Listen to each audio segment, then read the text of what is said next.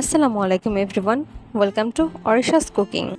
আজকে আমরা তৈরি করব ডাবলি ভাজা। আমি এখানে 1.5 কাপ পরিমাণ ডাবলি ভিজিয়ে নিচ্ছি। ডাবলিগুলো চাইলে সারা রাত্রের জন্য ভিজিয়ে রাখলেও হয়, আবার 3 থেকে 4 ঘন্টা ভিজিয়ে রেখে সেটাকে ভেজে নিলেও হয়। ডাবলিগুলো ভালোভাবে ভিজে গেলে ডাবলিগুলোকে ভালোভাবে ধুয়ে নিতে হবে। ডাবলিগুলোকে ভালোভাবে ধুয়ে পরিষ্কার করে আমি একটু ঝরা দিয়ে রেখেছি যাতে কোনো পানি না থাকে। এবার তেল গরম করে ডাবলিগুলো দিয়ে দিব অল্প অল্প করে। প্রথমে কিছুক্ষণ নাড়াচাড়া করে ভাজার পরে ঢেকে ভাজতে হবে খুব সাবধানতার সাথে, কারণ ডাবলিগুলো ফুটতে পারে। আমি এভাবে একটা ঢাকনা সামনে রেখে আস্তে আস্তে করে নেড়েচেড়ে ভেজে নিচ্ছি, কারণ যখন মচমচা হতে শুরু করে তখন ডাবলিগুলো ফাটতে থাকে।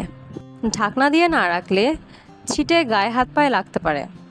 ডাবলিগুলো ভাজতে ভাজতে যখন দেখবেন এই তেলের উপরের বুদবুদিগুলো আর নেই, তখন ডাবলিগুলোকে উঠিয়ে নিতে হবে। প্রথমত ডাবলিগুলো ভাজার পরে আমি একটি টিস্যুর উপরে রেখে দিয়েছি যাতে তেলগুলো শুষে নেয়। এবার একটি মশলা তৈরি করে নিব। সাধারণ খাওয়ার লবণ, চিনি গুঁড়া, মরিচ গুঁড়া, বিট লবণ আর সামান্য একটু পরিমাণে সাইট্রিক অ্যাসিড। সামান্য 5টা মশলাই প্রয়োজন। এই মশলাগুলো দিয়ে ডাবলিগুলোকে সিজনিং করে নিলে একদম বাইরের প্যাকেটজাত ডাবলির মতোই স্বাদ লাগবে। একবার ভেজে অনেক দিন পর্যন্ত এই ডাবলিগুলোকে সংরক্ষণ করা যায়।